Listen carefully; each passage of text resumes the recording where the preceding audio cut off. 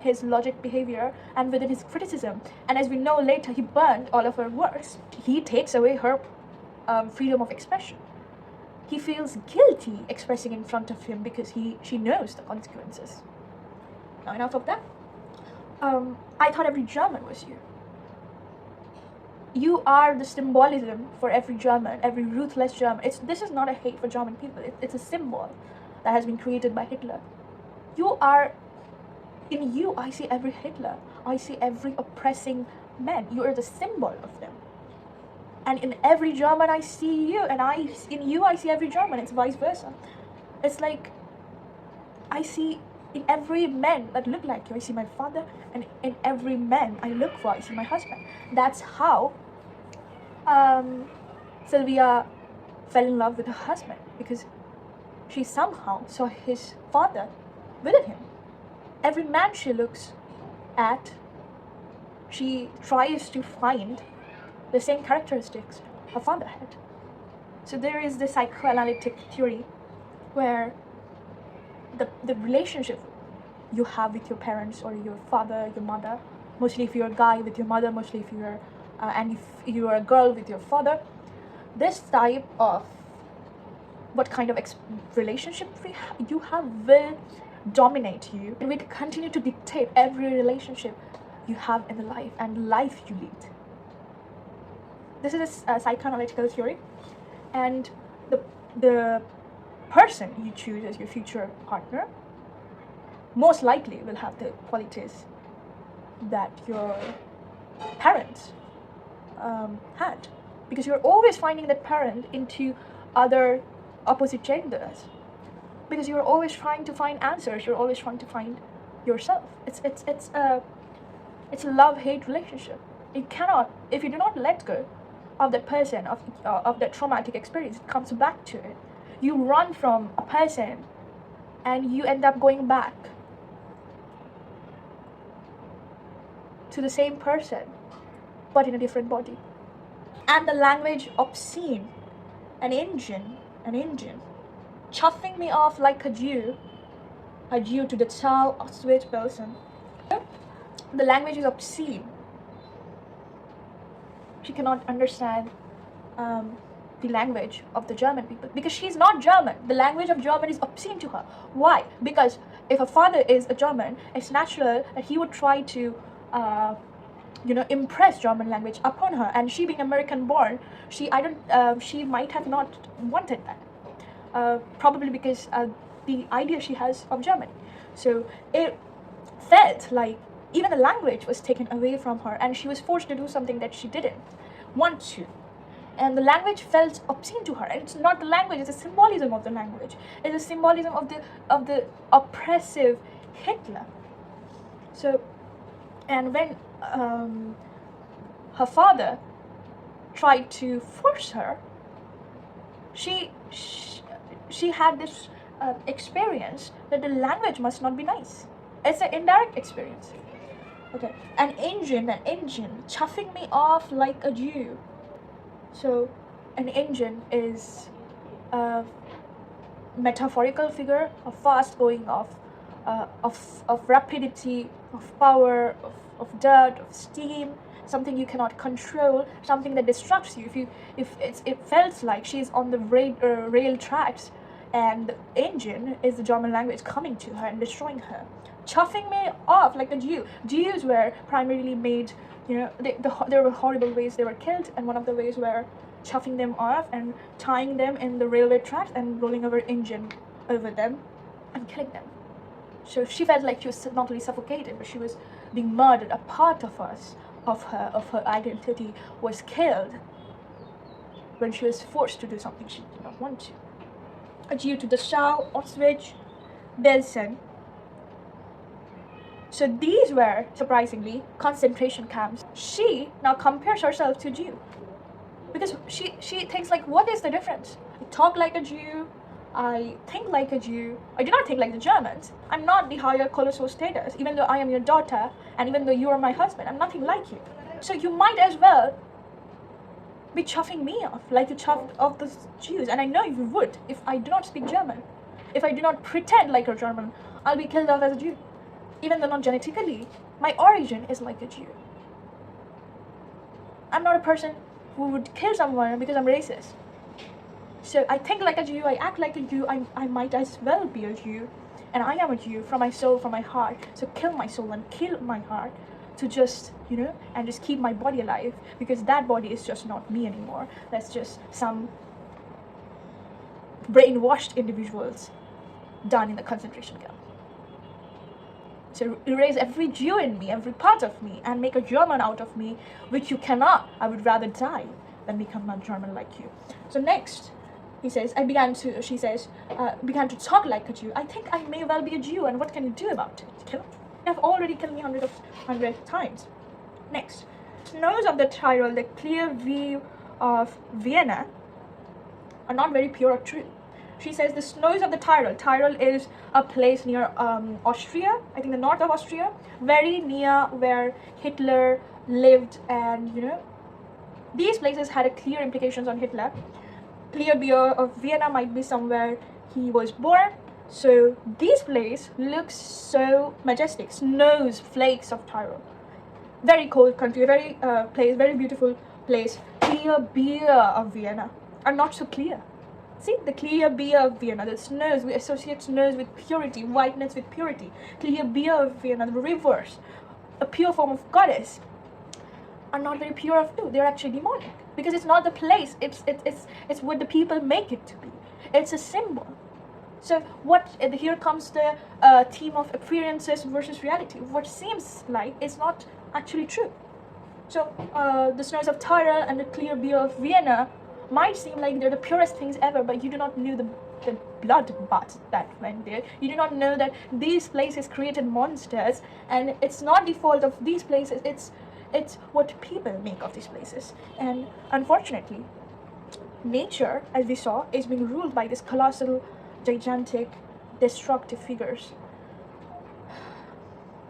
With my gypsy ancestries and my weird luck and my tarot pack, I may be a bit of a Jew. Gypsy ancestors, so not only Jews, but also gypsies, were anything but pure Aryans were seen as a figure of hatred. So gypsies were persecuted, and Jews are persecuted. No one was spared except for Aryan with blue eyes. And my weird luck for what? Her luck has always been weird. Her father died when she might be speaking personally here. Her husband cheated on her. She had miscarriages. She was inflicted with depression. And all this thing is just, some of it is just might be not her fault. So, and my tarot pack are the astronomical devices where you predict the future. So tarot pack is generally referred with the tarot cards that are used for predicting future. It is not at all logical. Depends on stars and black magic. She exclaims that she is a totally different person, and this is a proof of it, because her beliefs, her ideologies, her likes and dislikes are not of a colossal logical person. She's kind, she likes magic, and it is what it is. I have always been scared of you. So we see these lines that my tongue are stuck in my mouth. I cannot speak to you. I have always been scared of you with your Luftwaffe and your gobbledygook. So, and your Luftwaffe is a German Air Force. So Luftwaffe is a symbol of destruction. The Air Force bombing under Hiroshima, the Hiroshima-Nagasaki incident is portrayed here. And it's a symbol of destruction. So she signifies how she's totally opposite of that. The Holocaust imagery, Luftwaffe is one, and your gobbledygook. Gobbledygook is not a word that is in the dictionary. It is random, it is chaotic, and it's not meaningful. So what she means is that Luftwaffe is not meaningful towards her. It's just very vacant. It's just something very laughable. Why? Because why would anybody do so much of that in order to hurt another man, another human group, another human category, just because they're a little bit of different? So, and you need mustache. There is an irony. So, we always see this image of the Aryans or the Germans who always try to be disciplined, always try to keep themselves into rigid, non-flexible boxes. They not only keep themselves in it, but also, you know, forces others and forcibly influences or brainwashes others into believing the things they believe, because they think that it is the only way of the world. So their neatness is ridiculed, because what's the use of neatness if you are going to kill lots of people? So there is no need of such neatness that doesn't serve any purpose. It's only the exterior, it's only the burn. There's no humanity in it. The neatness robotic system is what she tries to say. You might be giant, but there is nothing big about your heart. You might be big in your size and in your power, but what true power lies in spirituality and just being and just femininity. And the feminine, and Sylvia does see the power in exterior forces. She cannot deny it. She comes back to it. It's a cyclic movement, but she claims that you should not just deny use of the other side of coin. And you need mustache and your iron eye bright blue. Panzer man, oh you, not God, but a swastika. Again, Aryan eye, bright blue Aryan eye is a certain specific category that you have to fit in if you do not want to be killed. So a Panzerman are the German drivers who carries bombs and carries torture materials. Aryan people are all that. They just have the exterior, beautiful blue eyes, like as we talked about Tyrol and Vienna. So good to see, but nothing inside. Not God, but a swastika. So black, no sky could squeak through. Swastika is a symbol of Hinduism and also in other religions. What Hitler did was he reversed the swastika and made evil out of it. So Sylvia says, you. Then we see again a pause, an Emily Dickinson pause. So this is the second time we see there is a stop. There is she thinks for a moment before saying, because words does not come easy anymore. So I'm thinking it over because I called you God the last time. Now you are a swastika, a reversed swastika. So black, no sky could squeak through. You are like a cloud. You're not a red swastika, you're a black swastika. We know the symbol of swastika, it's like this. Okay, so black, again we see the imagery of black. So the swastika, so black, no sky could squeak through. So it's compared to the clouds, the colossal cloud alliteration. So black, no sky could squeak through. There is no, not even the sky could squeak through. Forget about the sunshine. It's all darkness. It's all black and pale and white and dust that engulfs the entire society. The black small shoe has now been infected in the whole city. So it's like the black cover of evil, of corruption. So now comes a deep line. Every woman adores a fascist, the boot in the face, the brute heart of a brute like you. So again, there is repetition, brute, 3 times. Boot, brute, alliteration. B sound is very important here. And then we see every woman is adores a fascist. Now she calls out women. She beforehand she called out the masculine figure, but here she calls out the feminine energy as well, because everything has its fault. And she well develops this concept that if you really suppress it, if you really do not want it, you will not be punished for it. It's like these suppressors. The woman here is a symbol for the weak people, the oppressed people, and the powerless people. They have not been in power and have been oppressed so much that they have given up. And now that they have given up, there is this habit, this loop of familiarity, and they just cannot get out of it because it has been a habit. They have to get back to the destructive masculine power in order to get validated, and it does not seem too much bad to them anymore. This torture, this abuse is, they just almost, it's like they're forgiving it. they are letting it go, and they are adjusting themselves constantly, because that's all they can do until they don't. So that's why every woman adores the fascist. The brute in the face, the brute heart of brute like you. They have oppressed the weak so much that they have now been brainwashed into believing that they are something they are not.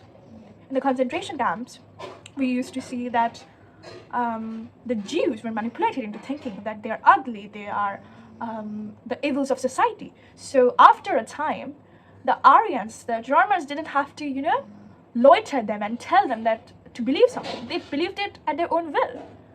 So they discriminated against themselves as much as the Aryans or the Germans or the powerful people discriminated against them.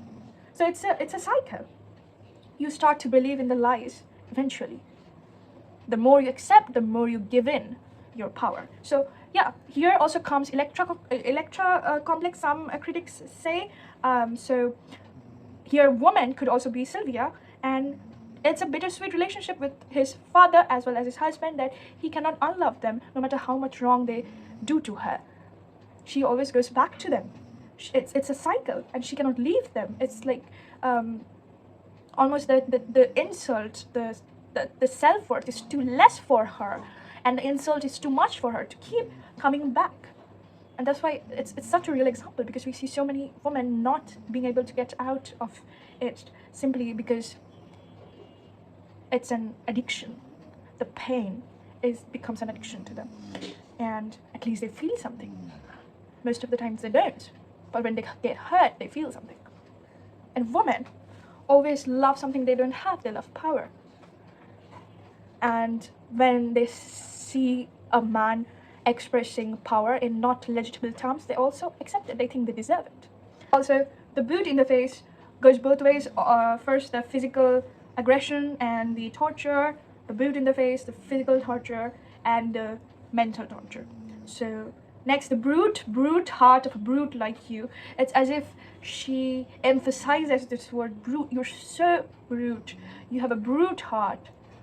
She is like this helpless complaint and pointing of fingers, but she doesn't know what to say about it anymore. The words seem insufficient, so she emphasizes on the brute. You're so brute. Your brute heart, your cold heart, your metal heart. Next stanza. You stand at the blackbird, Daddy. So blackboard is symbolic both ways. Because blackbird is, first of all, because it's black, so there is a black reputation. Also because her father was a professor. So he's standing at the blackbird, and she, while taking a picture of him, likes the power he has. You stand at the blackbird. Daddy. Blackbird is metaphorical. Blackbird signifies, as always, tyranny. In blackbird, you can only mostly write in white chalks. So then again, we have the symbolism of black and white, and lies nothing color in between. In the picture, I have a few. So the picture they took then also probably was black and white. So a cleft in your chin instead of your foot. So there is a Christian imagery. In Christian imagery, if you had cleft in your foot, you're supposed to be a Christian devil. You're not respected. A cleft in your chin. So the cleft is not in your foot, it's in your chin. But no less a devil for that. You would be called a devil if you were, if the Christians judged you. But you're not a devil for that. But what you are a devil, what you are responsible for, is because you were responsible for breaking my heart into pieces, as she says. But no less a devil for that, because why would I judge you for something you cannot control, even though you do?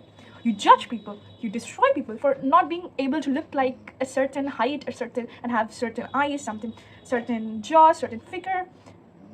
But I'll be nice to you for that. You can have a cleft in your jaw. I will not judge you for that. But what I will judge you is how you treat people, is what you can control. But you have a cleft in your jaw, and you're not a good person as well. So, but no less a devil for that.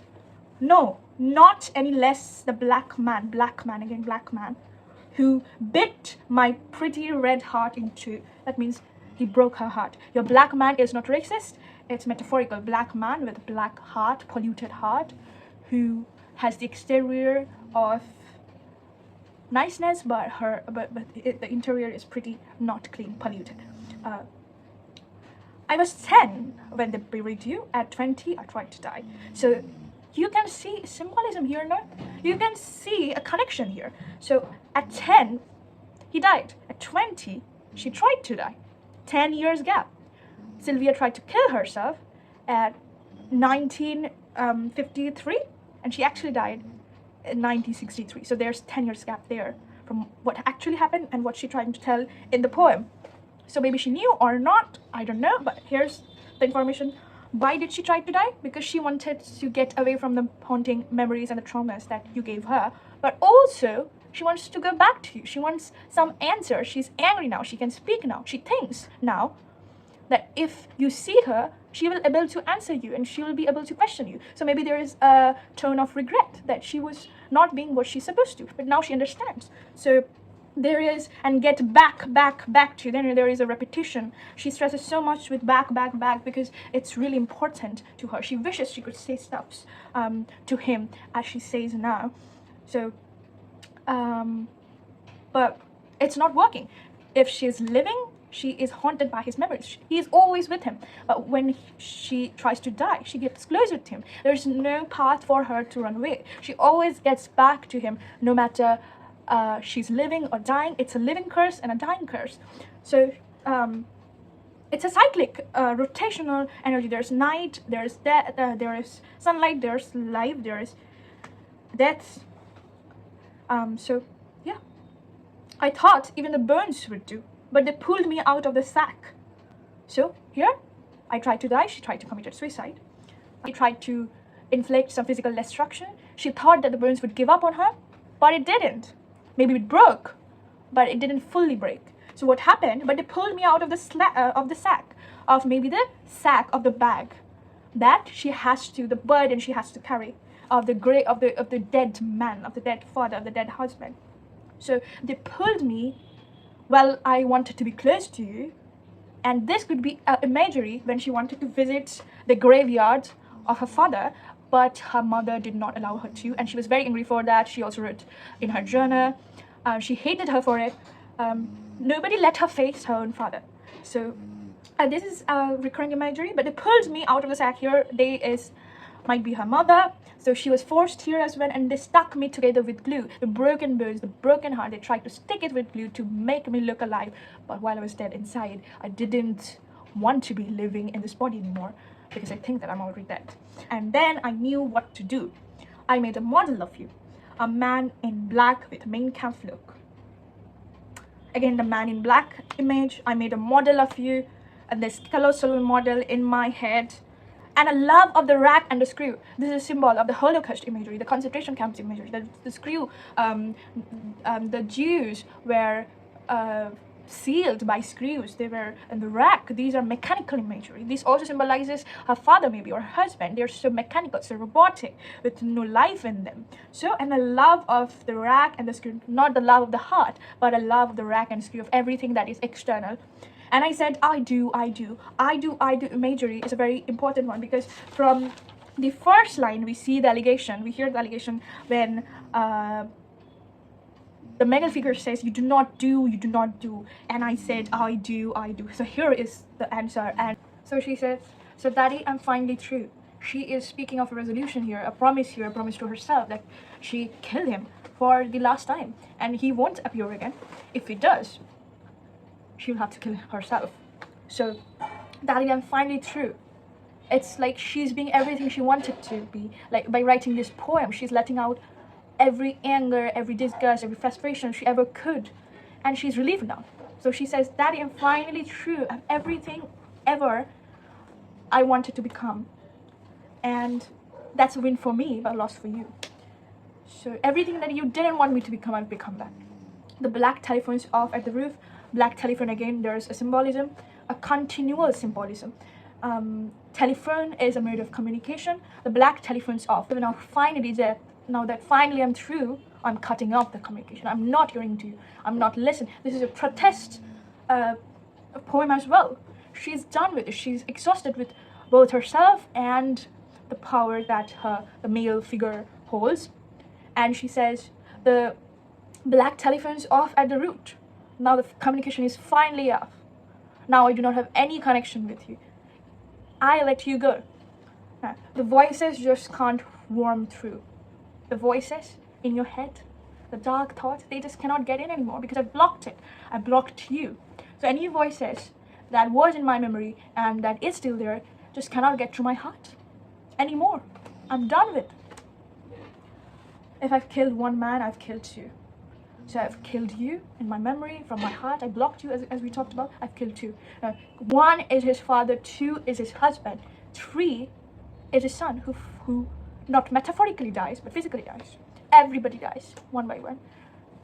The father dies. The father dies both physically and emotionally. The husband dies emotionally, and the son dies physically. So every man gets killed. Okay, the vampire who said he was you and drank my blood for a year, 7 years, if you want to know, Daddy, you can lie back now. She's saying, Daddy, you can lie back now. You can. You can lie back now because your job is over. You have done the damage you did. Now is the time for another man to ruin me after you. Because I chose you because of him. Because I chose him because of you. Because I saw you in him and I thought that I would have the same answer so that you never. The vampire who said he was you, he looked like you, talked like you, he was a visual representation, emotional representation of you, and I was craving for him. He murdered you, that's why I liked him, and drank my blood for a year. Your blood is symbolic. Your vampire is not, well, it's attractive in a way, but it's also, you know, deteriorating for you. But you let it do, let the vampire do its own thing. Because you like it so much, because you're attracted to it, because you're illusioned and manipulated for it. So for a year, then she corrects herself. No, 7 years at least. I have tolerated this 7 years, if you want to know, because obviously you don't, because you have been in the same place. Don't lie back now. You can rest. You can for at once go to grave and be dead for once, because I don't need you. There's a person who destructs me the same way as you do. We do not need two people at the same time. I can only handle one at once. There's a stake in your fat black heart. Again, the black heart imagery. We talked about this, the black mind, the black heart. And the villagers never liked you because they saw in you the demon. They are dancing and stamping on you. They're destroying you. I have this imagery in my mind that calls for it, that I see them pressing on you and destroying you. Because they hate you so much. They always knew it was you. It was you, the culprit, was hidden among the niceness, among the barriers. They knew you were the betrayer.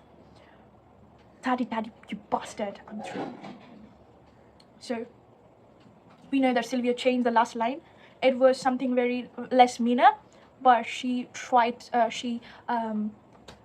resolutioned on going full rage mode. So, fat black heart, fat heart, big heart. We talked about it. Big heart, but very small in nature, very black, very polluted. And it can be, and some people can see through it. Villagers never liked you because you were always mean to them. You thought you were better than everybody else. And I am the villagers. I am the villagers. The neighbors didn't like you, but I always felt like a neighbor to you. You're dancing and stamping on you, and I'm having fun watching it. I also want to dance and stamp on you, but I keep going back to you. I cannot dance and stamp on you. I want them to. They always knew it was you. Their new is emphasized. Previously, you was emphasized. Italics. They always knew it was you. They always knew from within. I also knew from within, but couldn't act on it because there was no evidence. Daddy. Again, the repetition. Daddy. You bastard. Here is a powerful word, you bastards. I finally deserve to protest. And I protest. I'm through and finally done. I am done with this poem. This is the last word, the last line. I'm through with this, and I'm through with you, and I'm through with everything that doesn't see me for who I am. And I'm through with the oppressive, tyrannical people, the autocrats that do not see human beings as human beings. With this, we end our discussion. Do not forget to subscribe.